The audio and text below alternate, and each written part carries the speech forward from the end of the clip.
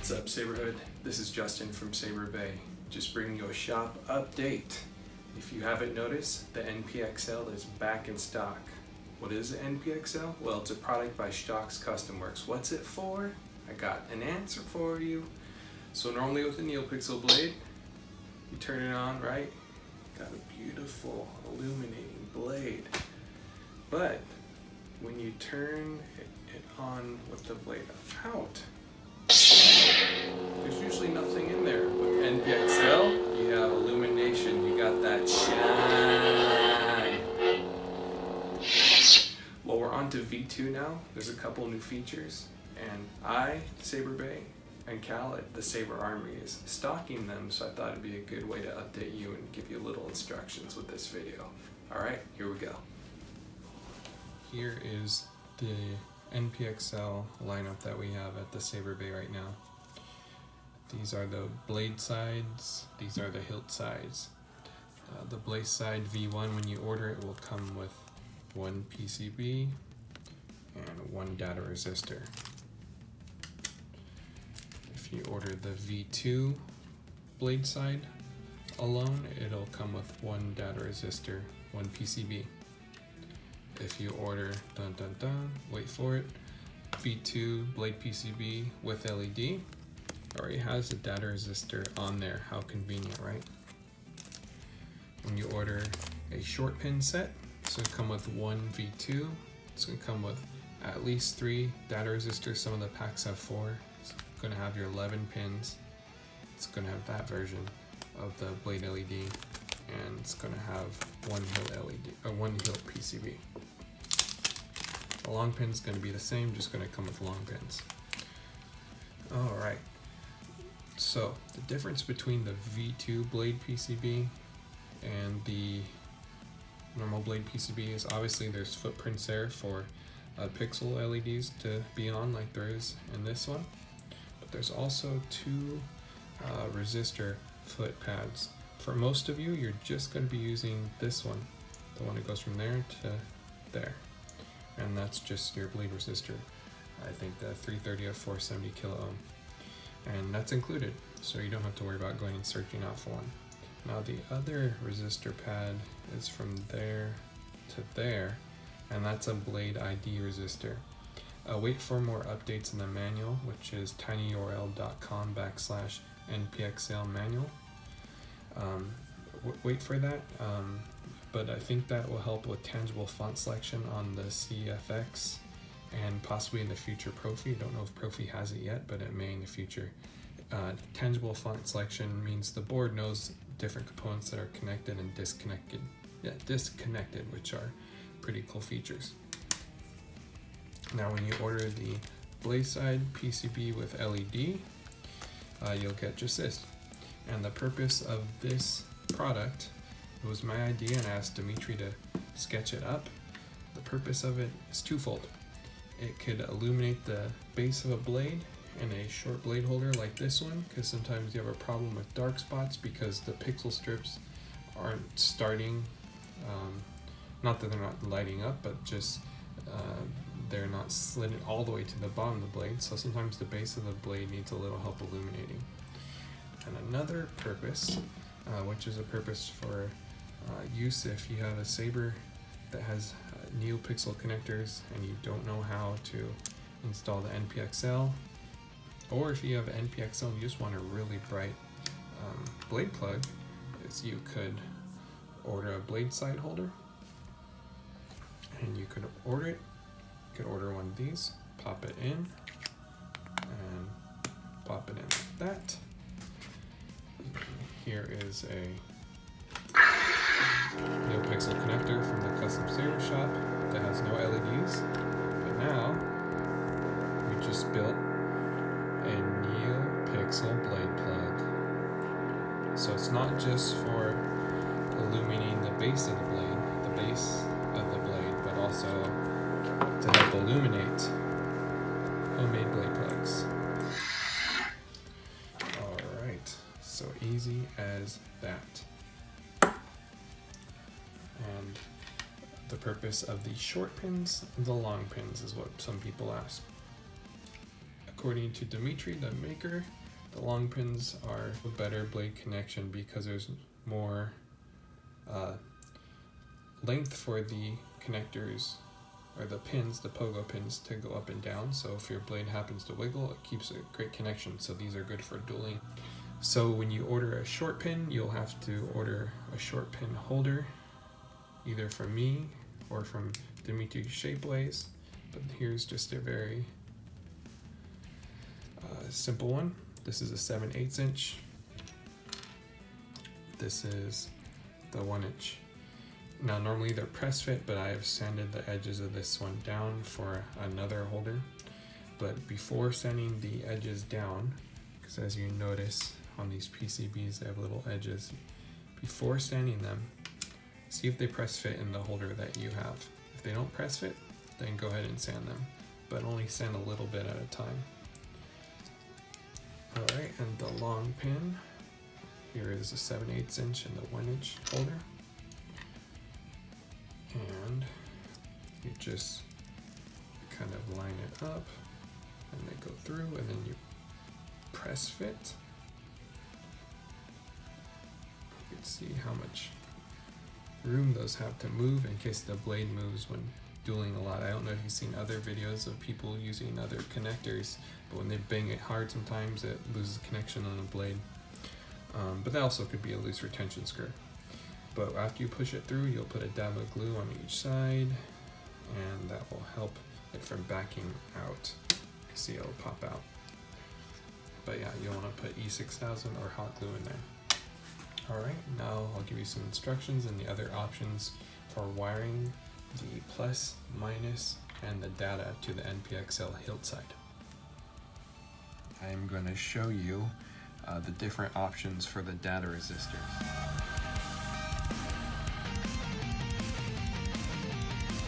So there are 4 different options, or at least 4 that I'm aware of in the manual. The manual will get updated, so there may be more there about the blade present pad, which is right here.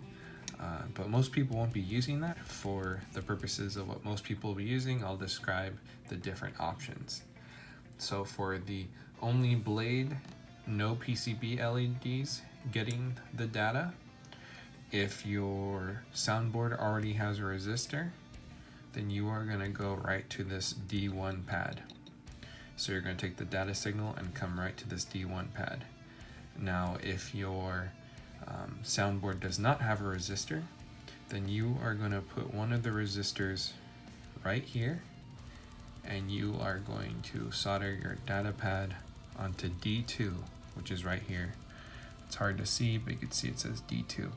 So you're going to resistor right here and put the data signal coming in on this pad right here. So that would be if you're using one of these PCBs for the chassis connection. So you don't need the LEDs to illuminate. Me personally, I kind of want the LEDs to illuminate regardless, even if they're shining in the hilt, because if you have a removable chassis, then you get to see the LEDs shine. Now, the second option is to have the blade and the PCB LEDs in parallel. I'm not going to take the time to explain what parallel is, but basically it would be like if the PCB and the blade were like 2 blades running right next to each other. So for that option, you are going to put one of the resistors provided right here, one of the resistors provided right there, and you are going to solder the data signal onto that pad again, which is the D2 pad, data 2 pad. So that would make that when you turn on the saber, it sends a data to the blade, and also the LEDs go on. So they would be mimicking each other, like 2 signals running in parallel. Now if you wanted the blade and PCBs to be in series, so it would be like having a blade and then the rest of the blade out of it, so like an extension of the blade, not like 2 blades running next to each other or 2 LED sets running next to each other, but more like them running on top of each other. Then you would do the third option, which is in the manual, and that would be the blade and PCBs in series. And what you're going to do is you're going to solder just the top pad, so R2, and then you're going to put the resistor, not just solder them, but you're going to put the resistor there, and then you are going to bridge this pad right here. Now for the last option, which is the blade and PCB LEDs independent, you are going to put resistor right here on the top, and then you are going to put the data, one of the datas, onto D2, so D2 again, and then you are going to put the other data onto D1. So that would be if your soundboard has two independent signals for data and you want the PCBs to be doing something different than the blade. So once again, you would have two data outputs coming from your blade. So you would have resistor here, and you would have one data going there, data signal going there, and then you would have one data signal going to the center. And this is all in the manual too, and you could find that manual once again at tinyurl.com/NPXL manual. Now let's get some pins in. When you receive the short pin pack, they're going to open it up. There's the pins. I would recommend putting them in like a little container so you don't lose them. For now, I'll just use a little blade cap. Got all our pins in there. Let's also put the resistors on. I'll show you a trick to getting these resistors on, or if not a trick, just the way I do it, if I can hold it. So you're going to lift up the film that's on these, and if the film is hard to lift up, I would use a pair of tweezers like I'm doing, or you could just cut it again. So that exposes the two tiny resistors. And I'm gonna just pop them right there on top of my vise. And then what we're gonna do to get these resistors, and what we're gonna do is the version 2 option. So that is one data signal and the blade and PCB LEDs. So those will be in parallel. So we're going to go to resistor 2 pad. Just put a little dab, not a lot, just a little tiny amount.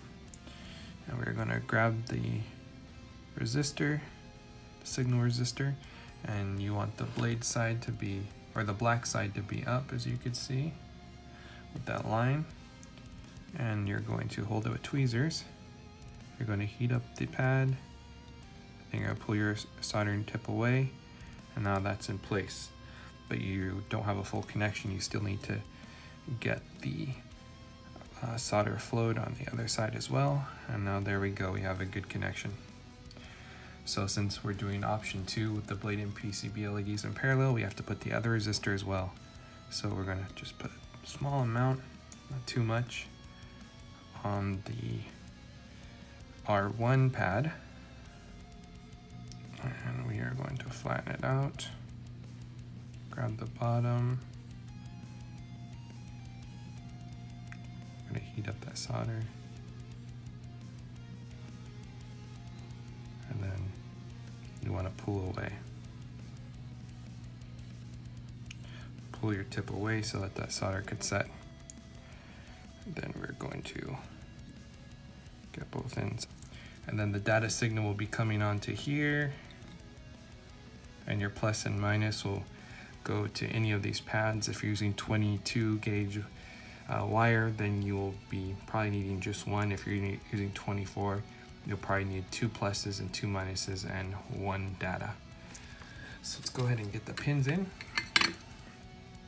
So you could do this by hand, but I'll just use tweezers since I have them right here. Going to just drop it in. Drop it in, drop it in.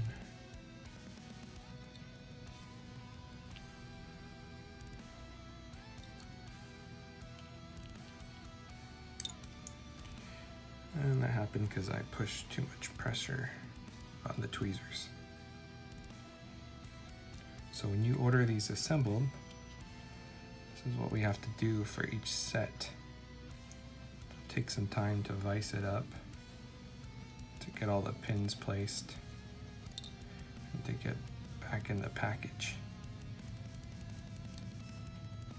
And boy, does your neck hurt after you do a couple dozen of them.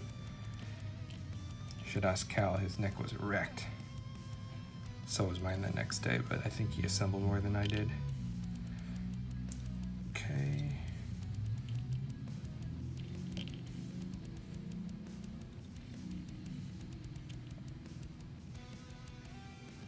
All right, they're now all in.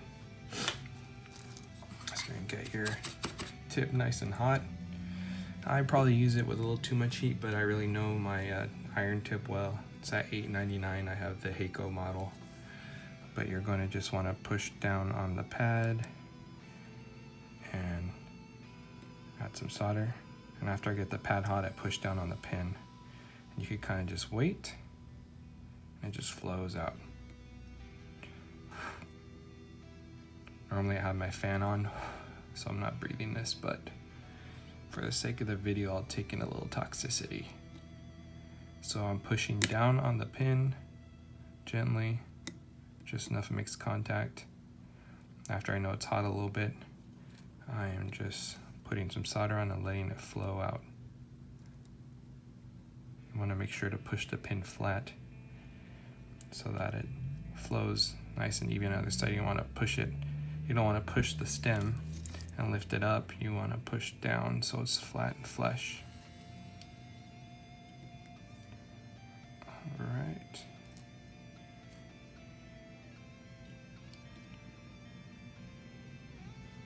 Okay.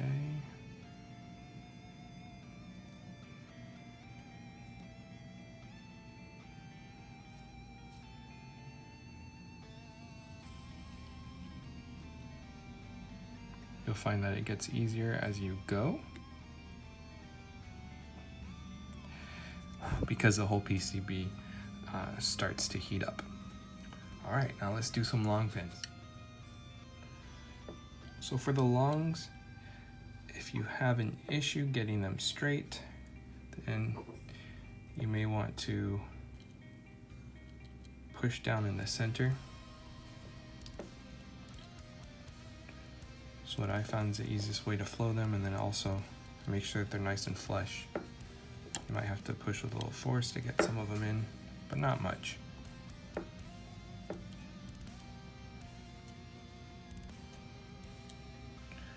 And I find these a lot easier to assemble than the V1 pins. It's just the right tolerances where you can get these in, but not too much where they're crooked. I have not had one set yet where I put it in and they're crooked. The V1s, I would sometimes have to make adjustments to the pins.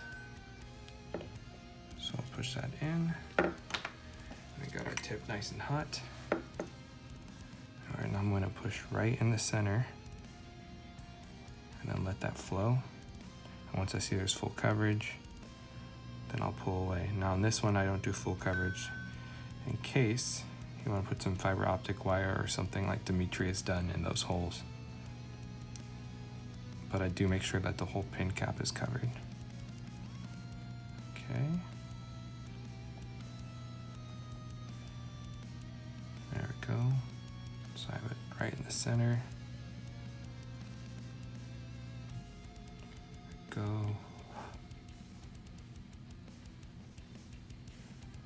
Right in the center, completely flowed. Completely flowed.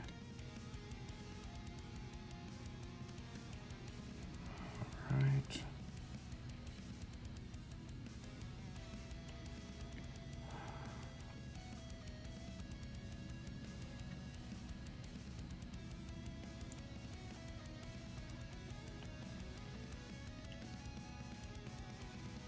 All right, and that's the way the cookie crumbles.